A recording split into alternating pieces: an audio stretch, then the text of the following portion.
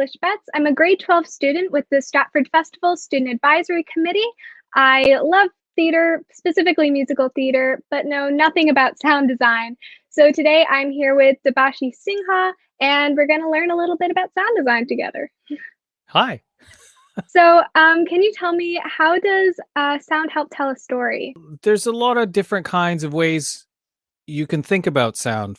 In musical theater, like a lot of the stuff that Stratford does, a sound designer works with the audio technicians and deals with microphones and how the band sounds and that sort of thing. I don't do a lot of musical theater, so my sound design work is more about storytelling. So it's about finding the right sounds to support the scene that's being unfolded and to find a sound world for the play.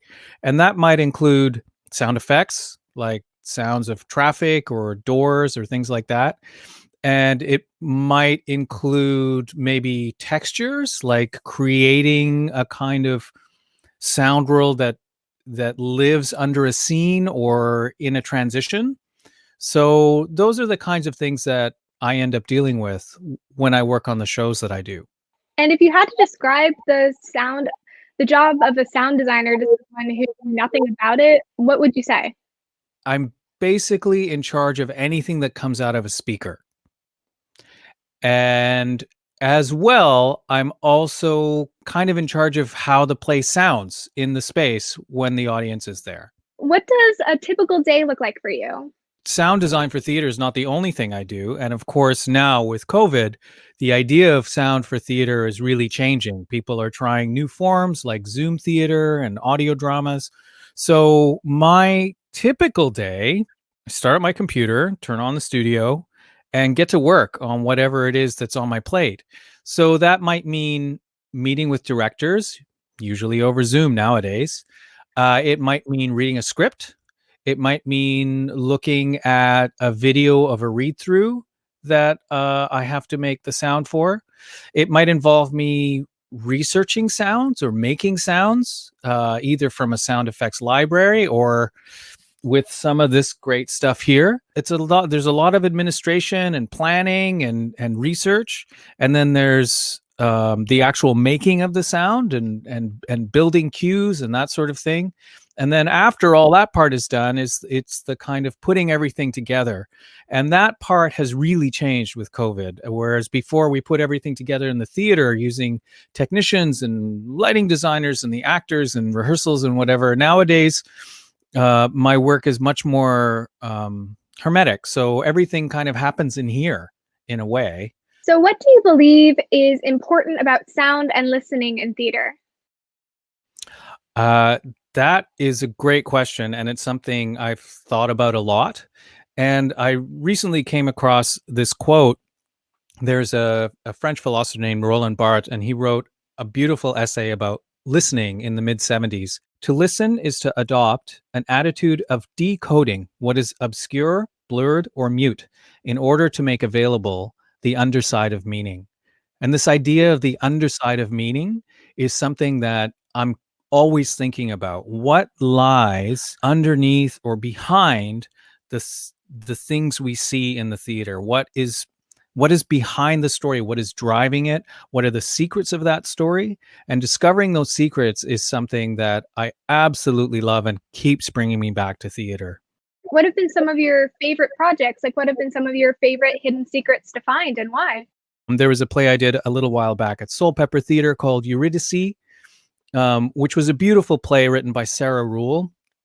And it's about Eurydice going to the underworld, but it's kind of a reimagining of the myth.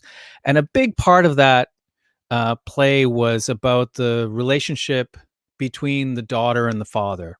And the playwright had lost the father. And so that was really kind of special to me because I had lost my father a few years before. And of course, some of the plays at Stratford have been really special to me as well. We recently did a show of Mother's Daughter, which was actually the same team as Eurydice. And that was a really special one just because of the way the whole show came together. And my first show at Stratford was Breath of Kings, the massive epic show that took place at the Tom Patterson. I kind of didn't know what I was letting myself in for, and we plunged into this huge project, and I still feel the resonances of that project every time I go there.